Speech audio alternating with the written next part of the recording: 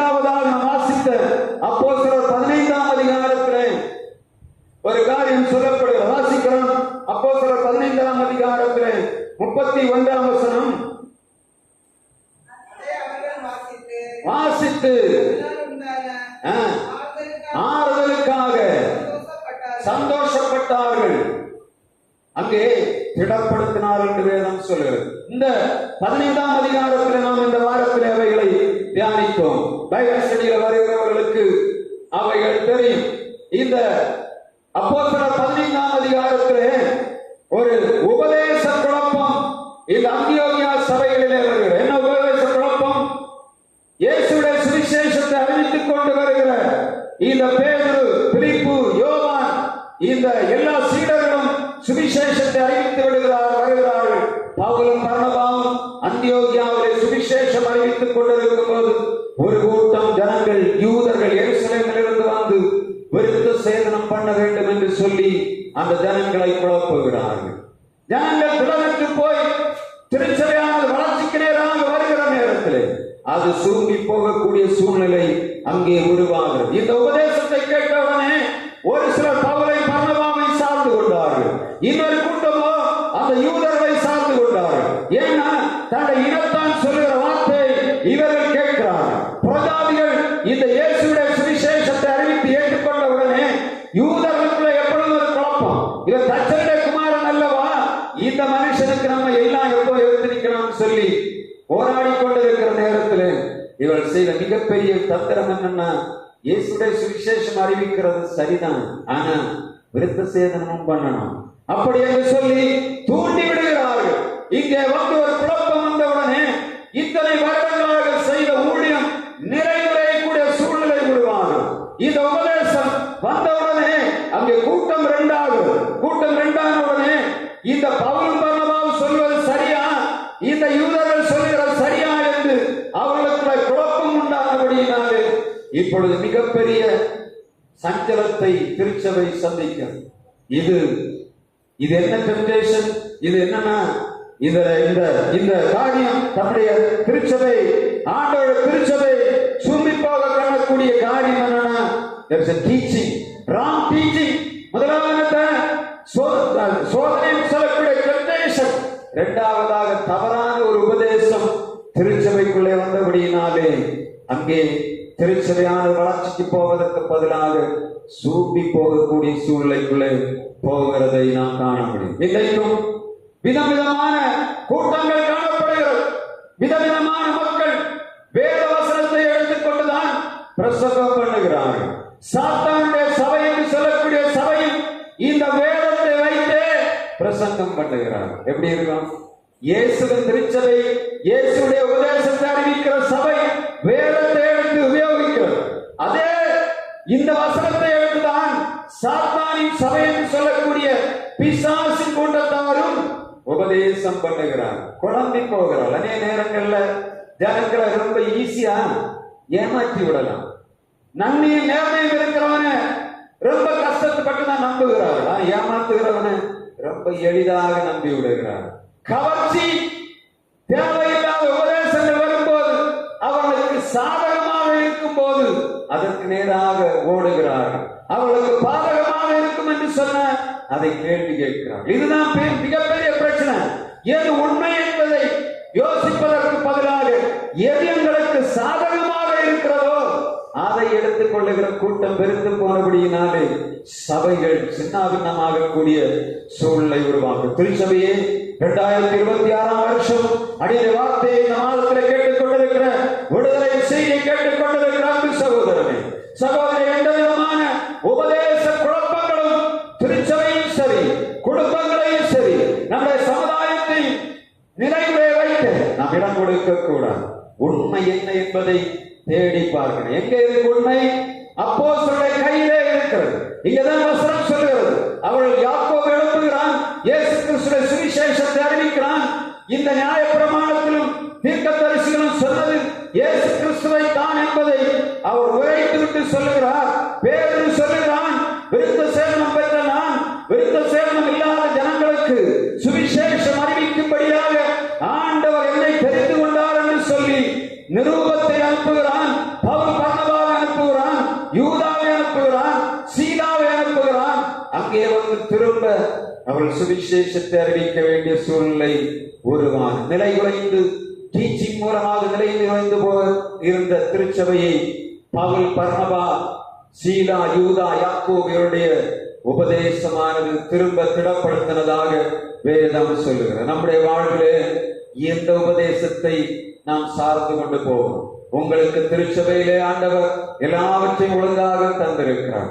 பழைய பாட்டு காலத்தில் ஆண்டவர் ஆசரிப்பு கூடாரத்தை உருவாக்கும் போது மோசே பார்த்து சொல்லுகிறார், முதலாவது பிரகாரத்தை உண்டாக்கு, பலிபீடத்தை வைக்கும்படியாக பிரகாரத்தை உண்டாக்கு, பரிசுத்த ஸ்தலத்தை உண்டாக்கு, மகா பரிசுத்த ஸ்தலத்தை உண்டாக்கு. ஆண்டவர் யார்? அவர் ஒழுங்கின் ஆண்டவர். அவர் கிரமமும் எல்லாவற்றுக்கும் ஒழுங்கான ஆண்டவர். ஒன்று மலங்கோலமாக ஆண்டவர் செய்வதில்லை. அதே திருச்சபை முறைமை தான் நம்முடைய ஆராதனையில் வைக்கப்பட்டிருக்கு. யாராவது யோசித்து பார்த்திருக்கிறீங்க?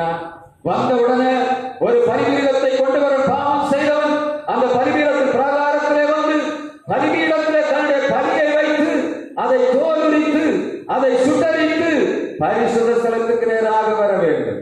அதை போல நான் திருச்சபை உள்ளே வரும்போது வெளியிலே பாவத்தின் அக்கிரமங்களை சுமந்து கொண்டு வருகிற திருச்சபைக்குள்ளே காலடி வைத்த உடனே தெரியணும். வெளியே வரும்போது நம்முடைய பாவங்களை அடைக்கணும். ஆண்டவரே, உங்களுடைய திருப்பாதம் வரப்போகுது, என்னுடைய பாவங்கள் பாரங்களை நீக்கிவிட வேண்டும், நீ எனக்கு விடுதலை தர வேண்டும் என்று சொல்லக்கூடிய எண்ணத்தோடு தான் திருச்சபையினர் உள்ளே வரும்போது பிராகாரத்துல கால் வச்ச உடனே சொல்லணும், ஆண்டவரே பாவத்தை மன்னி. உள்ள வந்து ஏதோ விளையாடி விட்டு போவதற்காக நாம் வருவதில்லை. திருச்சபை இயேசு ரத்தத்தாலே உருவாக்கப்பட்டது. திருச்சபையானது மிகவும் பயபக்திக்குரிய இடம். திருச்சபை என்பது ஆண்டவர் வந்து தங்கி தாவரிக்கிற இடம். திருச்சபை என்பது ஆண்டவர் ஜனங்களோடு உறவாடுகிற இடம் என்பதை நம் நினைவில் கொண்டு வெளியில வரும்போது, ஆண்டவரே என்னுடைய குறைகளை மன்னிங்க என்று சொல்லக்கூடிய வார்த்தை உள்ள கால் வைக்கும் போதே வரும்போது, பயபக்தியாக பரிசுத்த ஸ்தலத்துக்குள்ளே வரும்போது ஆண்டவர் நம்முடைய வார்த்தை தருகிறார். நம்முடைய உள்ளங்கள் நன்றியினால் நிரம்புகிறது. ஸ்தோத்திர பலியிடுகிறோம். ஆண்டவரை பிரியப்படுத்தின பின்பாகத்தான் ஆண்டவர் கிருபாசனத்தில் பேசுகிற வார்த்தை மனிதனுக்குள்ளே வெளிப்படும். அப்பொழுதுதான் அந்த கிருபாசனத்திலே ஆண்டவர் பேசும்போது ஜனங்களுக்குள்ளே உணர்வு உருவாகும். அவர் வாழ்வாசிமானம் வரும். உள்ளே வரும்போது ஏராளமான போராட்டத்தோடு வருகிற ஜனங்கள் வெளியே போகும்போது விடுதலையோடு போவார்கள். அதுதான் ஆசரிப்பு கூடாரத்தை ஆண்டவர் வைத்திருந்த ஒழுங்குமுறை. அதே ஒழுங்குமுறையில் ஆண்டவர் திருச்சபையிலே வைத்திருக்கிறார். டீச்சிங், நம்முடைய டீச்சிங் ஆண்டவர் கொடுத்திருக்கிற மிகப்பெரிய உபதேசம் என்று சொன்னான். இன்றைய சமாதானத்தை வைத்து போகிறேன். திருச்சபைக்குள்ளே வருகிறவர்கள் வெளியே போகும்போது சமாதானம் உள்ளவர்களாக போகணும். திருச்சபைக்குள்ளே வரும்போது எல்லா விதமான கலக்கங்களோடு வருகிறவர்கள் திரும்ப போகும்போது கலக்கங்களோடு போவது ஆண்டவர் ஒவ்வொருவருக்கும் ஆண்டவர் கடமை தந்திருக்கிறார்.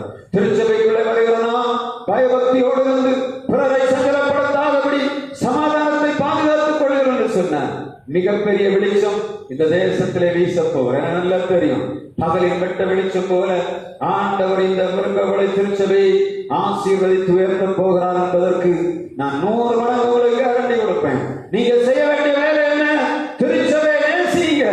ஆண்டவர் இங்கே தங்கி இருக்கிறார் உணர்வோடு வர வேண்டும். நம்முடைய உள்ளங்கள் மாற்றப்பட வேண்டும். அநேக விதமான குழப்பங்களுக்குள்ள வருகிற நாம் ஒன்றாய் சமாதானத்தை பெற்றுவிட்டு போகும்போது ஆண்டவருடைய விடுதலை நம்முடைய குடும்பங்களிலே வெளிப்படும்.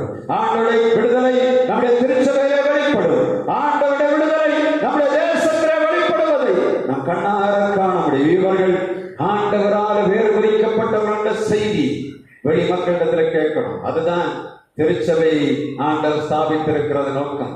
இங்கே வந்து இந்த ஜாதிக்கு அங்க எதிர்க்க என்று சொல்வதை காட்டல, ஆண்டவர் இருக்கிறார் என்று சொல்லுவதை இந்த உலக ஜனங்கள் சொல்லணும். அதுதான் திருச்சபையில் ஆண்டவர் நமக்கு தந்திருக்கிற விடுதலை. மூன்றாவதாக நேரம் கடந்து போகிறது. மூன்றாவதாக லூக்கா 6ஆம் அதிகாரம். நாம் ஆண்டவருடைய சமூகத்தில் வந்திருக்கிறோம்.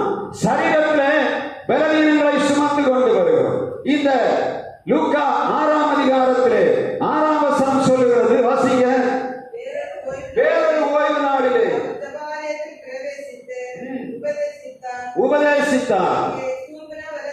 சூம்பின வலதுகையுடைய மனுஷன் இருந்தான். இந்த சூம்புதல் என்ன சூம்புதல்? புறவியிலே சூம்பி இருந்தான். நான் தேடி பார்த்தேன். வசனத்துல சொல்லும் போது பிறவியிலேயே ஒரு மனிதன் சப்பானியாயிருந்தான். அப்போ சொல்ல 3ஆம் அதிகாரம் அப்படிதானே? பிறவியிலேயே வார்த்தை ஆண்டவர் வைக்கிறார். ஆனா இந்த மனுஷனை பிறவி என்று போடவில்லை, கை சூம்பி இருக்கு. ஆனா பிறவியில சூம்பி 4 பிறவியில சூம்பி எடுத்து திரும்ப படிச்சு பார்த்தா அங்க அப்படி இல்லை, சூம்பி போயிருக்கு. ஆனா பிறவியில சூம்பவில்லை. அப்படியானால் அவன் ஒரு காலகட்டம் வர அவன் கை நன்றாக செயல்பட்டுக் கொண்டிருந்தது. இப்ப அந்த கைக்கு போக வேண்டிய இரத்த ஓட்டம் போகவில்லை. அவனுக்கு அந்த ஒரு சத்தம் ஒரு குறிப்பிட்ட காலம் வரையிலும் அவன் கை இயங்கிக் கொண்டிருந்தது. அதற்கு தேவையான போஷாக் போய் கொண்டிருந்தது. இப்பொழுது கை சூம்பி போன மனிதன் கை சூம்பி அப்படியே இந்த ஆலயத்துக்குள்ளே தேவாலயத்துக்குள்ளே வருகிறான். ஒவ்வொரு நாளும் வந்து உட்கார்ந்து இருக்கிறான். இவன் பிச்சை எடுத்தானா என்று தெரியவில்லை. ஆண்டவர் இங்கே வந்து பார்க்கிறார். எல்லாரையும் பார்த்து விட்டு அங்க ஒருத்தன் உட்கார்ந்து இருக்கான். ஆண்டவர் பார்க்கிறார். அப்படியா, கை சூம்பி போய் வந்து உட்கார்ந்து இருக்கிறான். ஒரு காலத்துல எல்லாம் செய்த மனிதன், ஒரு காலத்துல எல்லாவற்றுக்கும் முன்னணியே நின்றவன், ஆண்டவருக்காக ஓடினவன், ஆண்டவருக்காக பிரயாசப்பட்டவன். இப்பொழுது கை சூம்பி போய் அப்படியே உட்கார்ந்து இருக்கிறான். செயலற்று போய் உட்கார்ந்து இருக்கிறான். மனிதர்களால செயலிழக்கப்பட்டானா, இல்லாவிட்டால் அவனுடைய சரீரத்திலே வர வேண்டிய எல்லா போஷாக்குகளும் வராதபடி செயலிழந்து கிடந்தானா என்று தெரியவில்லை. வேதவசனமாய் ஆவியின் பட்டயம் ஒரு மனிதனுக்குள்ளே ஊடுருவும் போது அது கணுக்களையும் கண்விடைகளையும் ஊடுருவி பாயும். எவ்வளவு எந்த நோயாக இருந்தாலும் சரி, எந்த பலவீனமாக இருந்தாலும் சரி, சூம்பி போயிருக்கிற கைகளுக்குள்ளே இரத்த ஓட்டம் வர வேண்டும் என்று சொன்னான். தேவனுடைய வார்த்தை ஆவியாய் ஜீவனாயும் இருக்கிறது. அது வல்லமை நிறைந்தது. வசனம் சொல்கிறது, இயேசு தம்முடைய வார்த்தையை எழுப்பி அவரை விடுதலையாக்கினார். அதே வல்லமையுள்ள வார்த்தை ஆண்டவருடைய சமூகத்தில் வெளிப்படுகிறது. எல்லாவற்றையும் செய்து கொண்டிருந்த நான் இன்றைக்கு ஒன்றும் செய்ய முடியாதபடி என்னுடைய வலது கை சூப்பி போயிருக்கிறது என்று சொல்லுகிற அன்பு சகோதரனை, உன்னை விடுதலையாக்கும்படியாக ஆண்டவருடைய வார்த்தை உனக்கு நேராக வருகிறது. நீ எந்த நிலைமையில விழுந்தாய் என்பதை நினைத்து மனம் திரும்பு என்ற ஆண்டவரை பேசு சபையை பார்த்து சொல்லுகிற வார்த்தை உங்கள் காதுகளுக்குள்ளே கேட்கிறதா? நாம் செய்து கொண்டிருந்த பணி இப்பொழுது தடைபட்டு கிடக்கிறது. காரணம் என்னவென்று தெரியவில்லை. நாம் செய்ய வேண்டிய பணியை செய்ய முடியாதபடி ஏதோ ஒரு காரியம் நம்மை தடை பண்ணி நம்முடைய வலது கையை முடக்கி போட்டு இருக்கிறது. நம்முடைய பிரயாசங்கள், ஆண்டவருக்காக செலவு பண்ணின எல்லா கையின் பிரயாசங்கள் இப்பொழுது முடங்கி போய் கிடக்கிறது. திருச்சபையிலே ஒரு காலத்திலே எல்லாவற்றையும் செய்யும்படியாக முன்னணியிலே நின்றதாம். இப்பொழுது கைகளை முடக்கி பின்னாடி வைத்துக் கொண்டு சூம்பி போய் கிடக்கிறோம். கர்த்தர் சொல்லுகிறார், நீங்கள் செயல்பட வேண்டிய நேரம் இது. ஆண்டவர் செய்த காரியத்தை நமக்கு வாசிக்க போறோம். ஆண்டவர் செய்த காரியம் என்ன? அந்த மனிதனை பார்க்கிறார், எல்லா ஜனங்களையும் பார்க்கிறார், வேதபாரகரும் பரிசேயரையும் பார்க்கிறார். ஆண்டவர் யார்? முகத்தை பார்க்கிறவர் மாத்திரமல்ல, இருதயங்களையும் பார்க்கிறார். இங்கே சூம்பி போயிருக்கிற மனிதனை கண்ணால பார்க்கிறார். வேதபாரகரை பரிசேயரை இருதயத்தை அவர் அப்படியே உள்ள கொஞ்சம் பார்த்து ஆவியில போய் பார்க்கிறார். இந்த பசங்க என்ன பண்ணிட்டு